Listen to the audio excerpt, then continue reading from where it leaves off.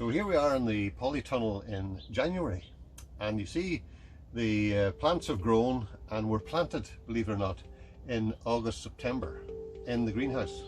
And then I bought them down here for planting in the middle of September, and then they grew on very slowly into the winter, and now they're stopped growing really in January. But as you see, there's a lot of produce here, and these are lovely little cabbages coming, and then we have rocket and a bit of parsley all ready to come on, and we've harvested from the rocket. The parsley is a bit small yet, but that will actually be harvested in March.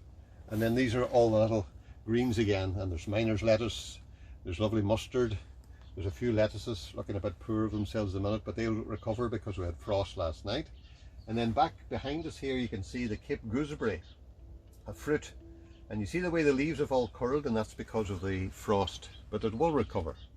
So this is a polytunnel in winter, and you can grow a lot of things in the autumn for planting your polytunnel for winter right through, and then winter into spring.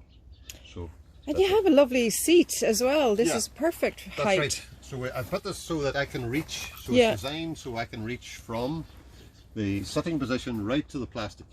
And there's no board over there, so there's no way weeds can grow.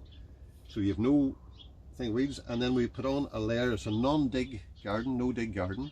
So no dig means that you just put compost on the surface, and you cut down 80% of your weeds. So you see it's fairly weed free, and that's just mushroom compost broken down, and it can be a horse manure, anything that's a year old before you put it down. Lovely. So it's easy to eat. Look, there's a little bit of grass growing there, and you just do that, and just leave it on the surface to dry out. Remember, there's no rain in the polytunnel, so there's no way that can actually reroot again. It'll dry on the surface. So no digging is a very easy way of gardening. And then designing your polytunnel for sitting on, if you've got a bad back or you're elderly like me, so this is a design. So the middle bed is designed so I can sit and reach to the middle. So I'll just show you again. I just sit down and I can reach to the middle.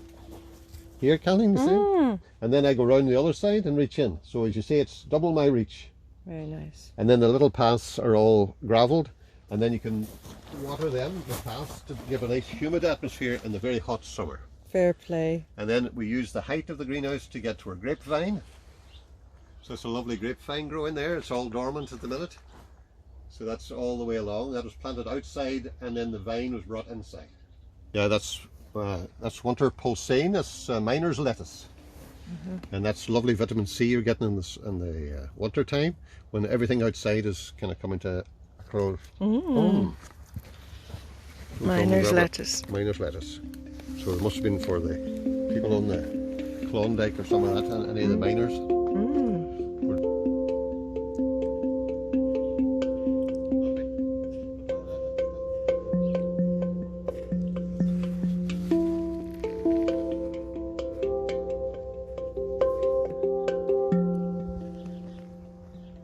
So that is us in the polytunnel. We'll be planting up more as the season goes on in the polytunnel to get a head start, and then by the summertime we'll be changing them to tomatoes, cucumbers, and all the different lovely things that you can grow in the polytunnel. So keep tuned, and we'll see you soon.